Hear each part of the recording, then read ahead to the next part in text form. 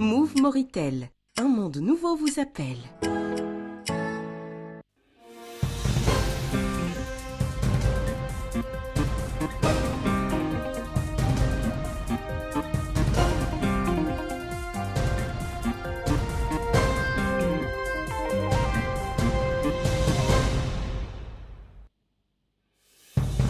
Le président de la République arrive à Médine pour visiter la mosquée des prophètes, paix et salut sur lui, après avoir participé au 23e forum de Doha 2025.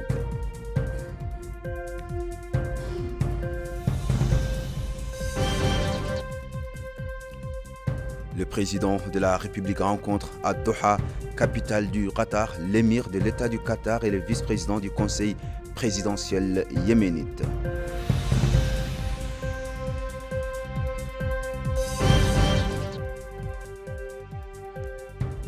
Ouverture de la 6e conférence internationale de la Société mauritanienne d'ophtalmologie et célébration de la reconnaissance internationale du succès de notre pays dans l'élimination du trachome.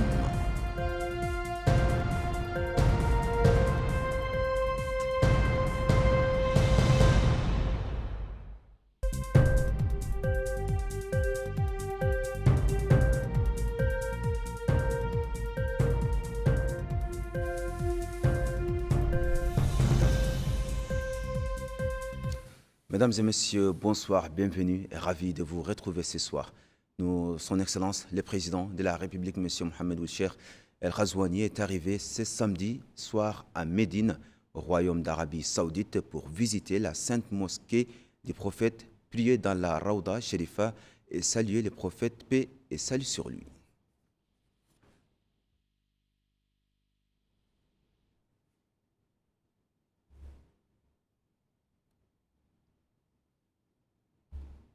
Le président de la République, M. Mohamed Ould Cheikh El Ghazouani, s'est entretenu ce samedi matin dans la capitale qatari, Doha, avec son Altesse Cheikh Tamim Ben Hamad El Thani, émir de l'État du Qatar, en marge de la 23e session du Forum Doha 2025.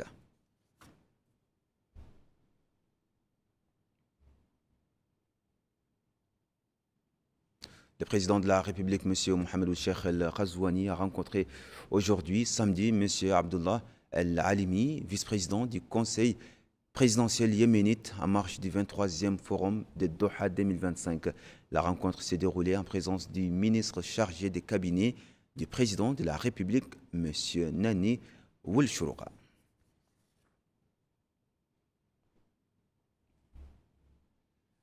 Le 23e forum de Doha 2025 s'est ouvert ce matin à Doha, capitale du Qatar, en présence de son Excellence, le président de la République, M. Mohamed Ould Cheikh El Ghazouani, ainsi que de nombreux dirigeants mondiaux et responsables d'organisations régionales et internationales.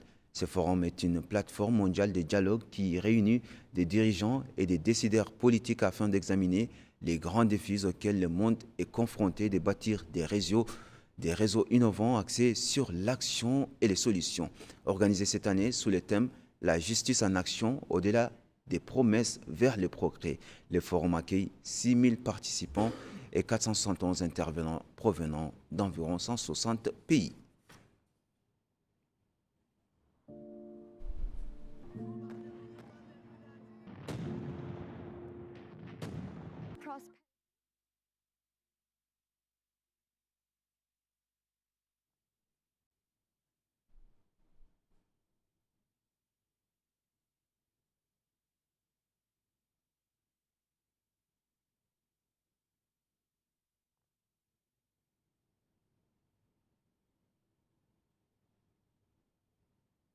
كرامة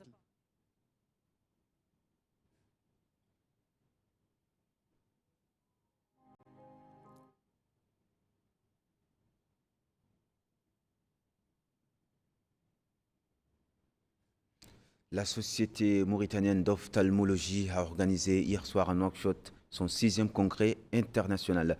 L'événement était dédié à la célébration de la reconnaissance internationale accordée à la Mauritanie par l'Organisation mondiale de la santé pour son succès dans l'élimination du trachome, considéré comme un problème de santé publique. Les détails avec Baba Karnam. Cette cérémonie a été dédiée à la célébration de la reconnaissance internationale accordée à la Mauritanie par l'Organisation mondiale de la santé pour son succès dans l'élimination du trachome, considéré comme un problème de santé publique. Le ministre de la Santé a expliqué dans son intervention que cette consécration est le résultat d'efforts qui ont duré plus de 2 décennies et qui ont inclus la réalisation de 37 enquêtes épidémiologiques, la distribution de plus de 2,8 millions de doses antibiotiques dans cette wilaya, en plus de la réalisation de plus de 1350 opérations chirurgicales pour traiter le trichiasis, l'une des complications les plus importantes de la maladie causant la cécité. Il a salué la coïncidence de cette réalisation avec la tenue du 6e congrès de la Société mauritanienne d'ophtalmologie, considérant que l'intersection entre la recherche scientifique et l'action sur le terrain incarne la maturité du système de santé national et confirme que le succès obtenu est le fruit d'une planification rigoureuse et d'une vaste mobilisation nationale. Il a expliqué que l'élimination du trachome s'inscrit dans la vision globale du président de la République, Mohamed Ould Cheikh El Ghazouani, visant à consolider la souveraineté sanitaire et à améliorer l'accès aux services de base. Soulignant que le gouvernement a fait de la prévention et de la lutte contre les maladies épidémiques un levier central des politiques de santé nationale. Quant aux représentants de l'Organisation mondiale de la santé, Nekir Massini Nicolas, il a expliqué que la Mauritanie a connu ces dernières années des progrès remarquables dans la lutte contre le trachome, où le taux de prévalence de la maladie était initialement élevé, atteignant environ 19% chez les enfants en 2000. Il a ajouté que la Mauritanie, à travers le Programme national de lutte contre la cécité, a réalisé en 2004 une carte nationale complète de la maladie, suivie de l'élaboration du plan stratégique pour son élimination au cours de la période 2006-2010. Grâce à l'application de l'approche de l'Organisation mondiale de la santé, le pays a réussi à réduire la prévalence de la maladie en dessous des seuils épidémiologiques internationalement reconnus. Rappelons que lors de la rencontre, l'Assemblée mondiale de la santé a décerné au pays un certificat officiel pour cette réalisation qui représente une victoire historique pour la santé publique dans le pays. La commission des finances de l'Assemblée nationale, présidée par le député Ali Mamoudou Kane, a examiné ce matin, samedi, les budgets du ministère de la Santé tels qu'ils figurent dans le projet de loi des finances 2026. Le ministre de la Santé, M. Mohamed Mahmoud Ould Ali Mahmoud, a présenté le budget et sa répartition.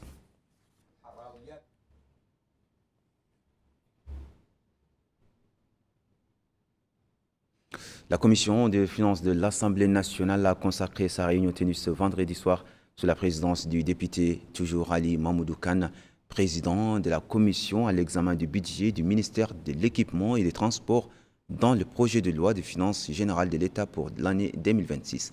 La commission a suivi une présentation faite par le ministre de l'Équipement et des Transports, M. Ali Ould El Veïrik, qui a abordé les postes de ses budgets et les domaines de sa dépense.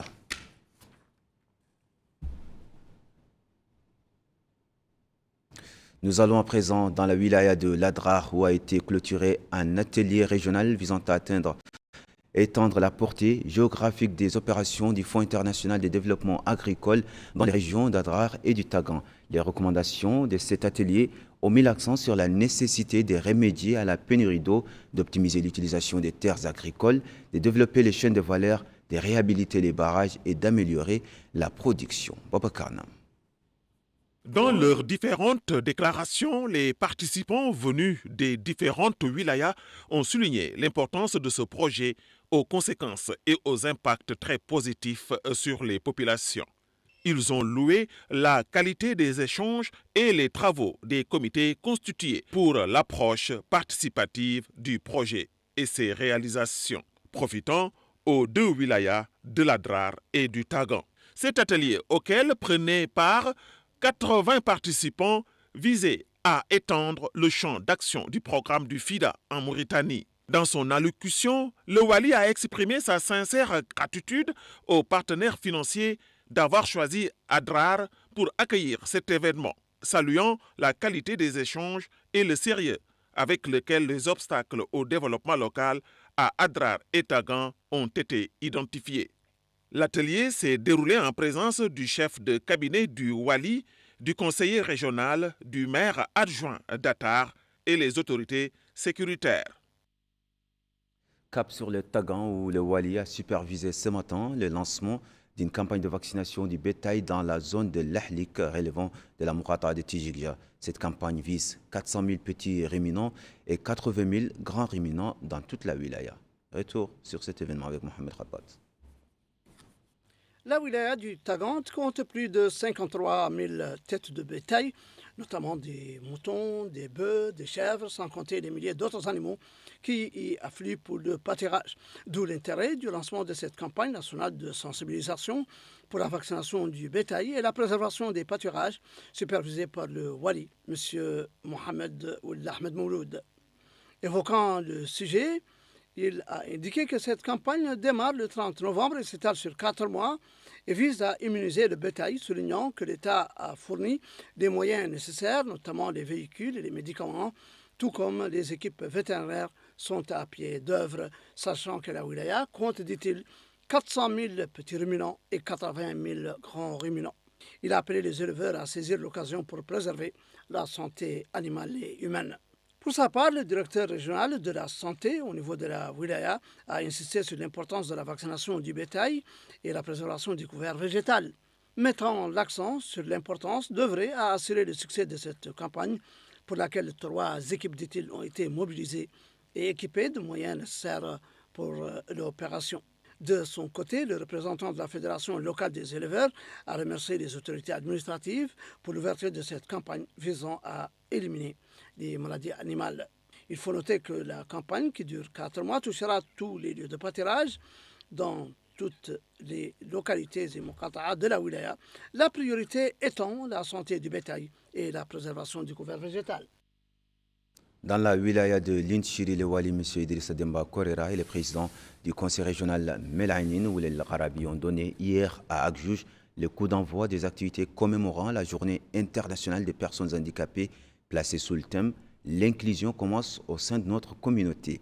Lors de la cérémonie organisée par la direction régionale de l'action sociale de l'enfance et de la famille en collaboration avec la coordination régionale des associations de personnes handicapées, il a été procédé à la distribution d'aides financières, des matériels de mobilité ainsi que des couvertures, des portefeuilles, de fauteuils roulants offerts par le ministère de l'Action sociale de l'enfance et de la famille. Le maire d'Agjouj, Dahi Oulel Mami, a affirmé que le soutien et l'intégration des personnes handicapées dans la vie active constituent une priorité pour la municipalité. De son côté, le coordinateur régional des associations de personnes handicapées, Sid Ahmed Oul Mohamed, a salué les mesures prises par la Mauritanie pour améliorer les conditions de vie de cette frange de la population. Dans la wilaya de Lassaba, le Wali, M. Ahmedou Daher a supervisé ce matin le lancement d'une vaste opération de nettoyage dans la capitale Kifa, organisée par la municipalité en collaboration avec la région de Lassaba et de l'Union nationale du patronat mauritanien. Cette campagne s'inscrit dans le cadre des efforts déployés par les autorités administratives pour améliorer l'aspect de la ville et répondre aux enjeux sanitaires et environnementaux. L'objectif de cette campagne est d'éliminer les zones où les déchets sont les plus nombreux et de supprimer les décharges sauvages, notamment dans les rues principales et les places publiques de la ville.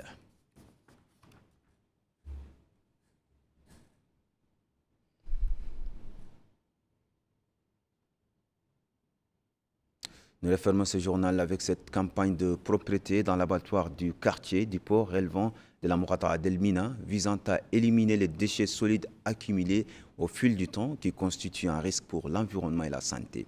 Évoquant le sujet, le directeur régional des abattoirs de Nouakchott, M. Mohamed Mahfouz El Keyhel, a affirmé que le lancement de cette campagne s'inscrit dans le cadre de la mise en œuvre du programme d'urgence pour le développement de Nouakchott, l'amélioration de son paysage urbain et la création d'un environnement propice à la santé et au bien-être des citoyens. Il a indiqué que la campagne a débuté aujourd'hui sur ce site qui connaît une importante accumulation de déchets et que tous les moyens nécessaires, notamment les équipements et les équipes techniques, ont été déployés pour collecter et éliminer ces déchets.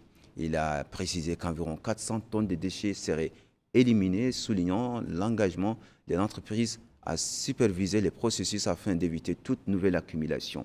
De son côté, M. Omar Bobakar, directeur de l'abattoir du port, a constaté une augmentation significative des opérations d'abattage sur les sites qui étaient limités à environ 200 moutons par jour avant de passer à environ 500 moutons par jour.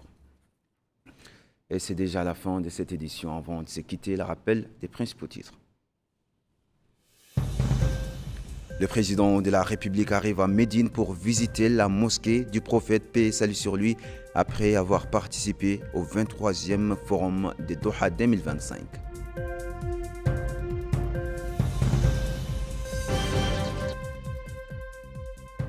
Le président de la République rencontre à Doha, capitale du Qatar, l'émir de l'État du Qatar et le vice-président du Conseil présidentiel yéménite.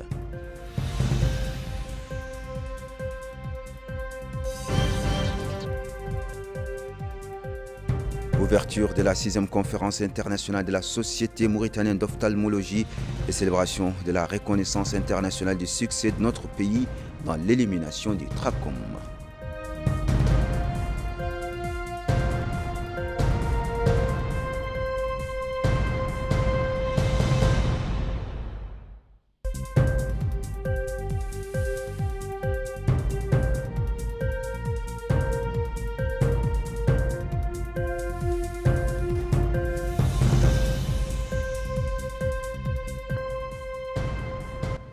Mesdames, Mesdemoiselles, Messieurs, merci de nous avoir suivis, merci de votre fidélité.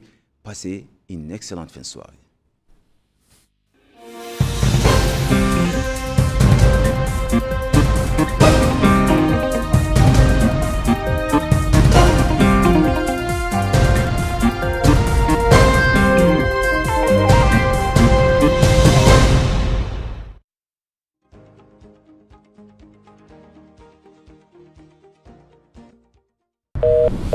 Stop aux coupures et